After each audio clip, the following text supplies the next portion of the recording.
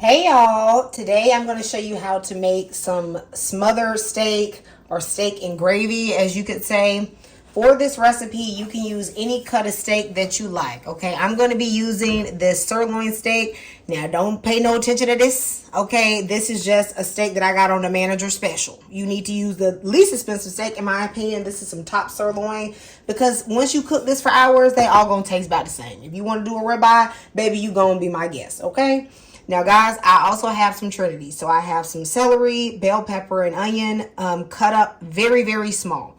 I do this because I like this to meld into the gravy. I also have 4 cloves of garlic I have cut up. I also have a plethora of spices. I'm using some Tony's More Spice. This is reduced sodium, Cajun seasoning, like reduced a little bit. Some garlic powder, onion powder, pepper, smoked paprika, dried thyme, as well as fresh thyme and rosemary. You guys know I love my fresh herbs.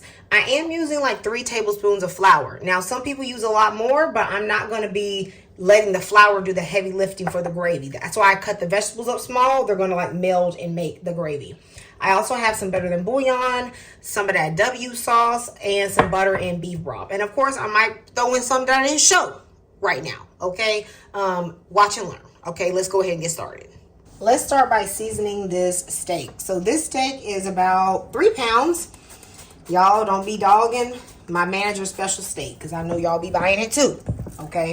So I'm going to spray it with some olive oil, and we're going to season the front and the back. This brownness is just fine, okay? It's safe to eat, all right? Now, guys, I have just mixed together about a teaspoon of each of my spices. That Creole seasoning, the garlic powder, onion powder, pepper, and smoked paprika.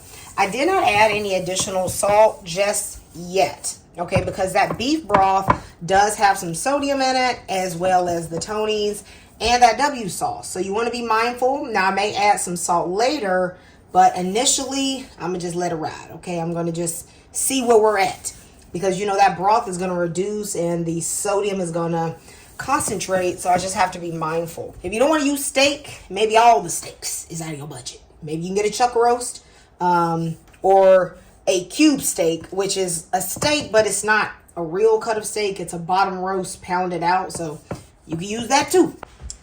I'm now going to spray a little more oil on my steak, because I'm going to sprinkle some flour on.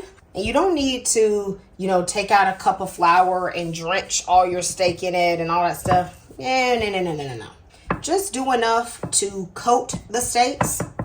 I've been heating my skillet on a medium heat. I don't like to go straight in with medium high. I'm then going to spray with a bit of olive oil and put in a dab of butter. The olive oil keeps the butter from burning. Use both. I'm going to add in my steaks, and we're going to start to let them get a nice browning on them. Well, of course, we're not going to cook them all the way right now. They just need to get that good color so that we can get some flavor. And they're a little bit crowded, but that's all right. Okay? They still going to let it do what it do. And everything on here, we're going to save this. We're going to add this in later. In about 4 minutes, I'm going to flip over the steaks.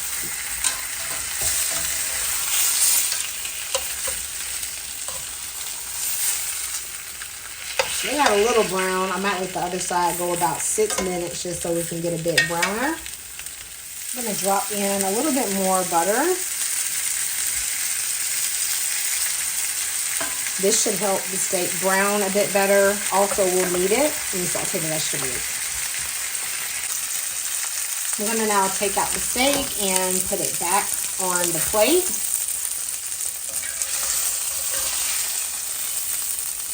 All these little brown bits is exactly what we want. This is going to help build flavor. It has seasoning in it. We want all the vegetables to saute and all that goodness. So I'm just going to dump in everything, including the garlic. There should be enough moisture in the pan so that the garlic wouldn't burn. I'm going to saute this down. Okay, I'm going to saute it down. Okay. I want this to have some good color on it. So I'm going to take this low and slow for probably at least 7 minutes. Okay, not like a little quick 1, 2, 1, 2. Okay, we want color and flavor for this gravy. To help the moisture release, I like to put a little bit of Creole seasoning on it because, you know, this has that salt in it. So I think it's going to help it saute. How much that was? Whew. Child, I don't know, but I know I'm about to sneeze. Okay, so I probably put, you know, 1/4 teaspoon or so. Now I'm going to add a little bit of dried thyme, maybe about 1/4 teaspoon. I'm also going to hit it with a little bit of W sauce. I don't know how much, okay, just shake some in. All right, that's maybe a tablespoon, okay. I'm going to start deglazing my pan with a bit of this beef broth. I'm using this organic grass-fed beef broth, okay. You could use beef stock, but you don't want to use as much. If you have beef stock, then you use a little bit, and then you may also want to add a little bit of water because beef stock tends to be a little saltier in my opinion, even though it is richer. So I'm going to put back in my steaks. I'm just going to nestle them in between all of my vegetables.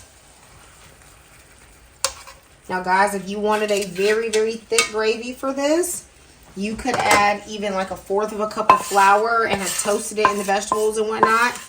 But I'm keeping my gravy kind of, it's probably going to be more like a little bit of an in-between texture, okay? But that's up to personal preference. And y'all, I'm cheap, okay? I'm going to add a little bit of beef broth to the plate and switch that around too. Because it got seasoning on this plate, and why am I going to just wash that down the sink? Now I'm going to add buku broth, okay? You need enough to really cover this. I left a little bit in here, so I probably added about 3.5 cups. I left a little in here just for later in case, you know, I need it for something. Maybe it's get dry in the pan, you know. And I'm going to add in about 1 teaspoon to 1.5 teaspoons of the Better Than bouillon. And I'm putting in my fresh herbs. I'm just going to tuck those here. I'm going to completely cover this, and I'm going to let this go at a low simmer. Okay, I'm going to put my eye on the lowest temperature. I'm just going to let this go, and I'm going to check on it about every 30 minutes or so until it is tender. Okay, tender. Okay, y'all. It has been about 3 hours, okay? And this has been just simmering away on low. You can see where it is. It's tender. Now, y'all, you can let this go for a long time. And I'm probably going to let mine go a little bit longer as well. But I do want to check on it. I'm going to flip the meat just to make sure they're simmering well on both sides. Okay. I'm probably going to let this go for another 30 to 45 minutes.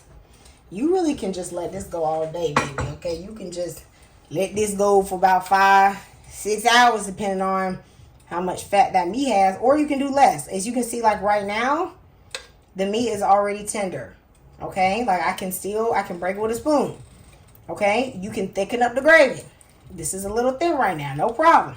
Add a little cornstarch, you know, or you can reduce it, thicken that thing up. You see what I'm saying? So here's the little cornstarch slurry. I'm just gonna add this in and just let this thicken up the gravy a bit. I don't actually want to reduce the gravy, like evaporate it out, because not only do I think the seasoning is where I want it, so if I reduce it, I think the seasoning is going to get a little stronger than my preference, but also because I just want a lot of gravy for this dish.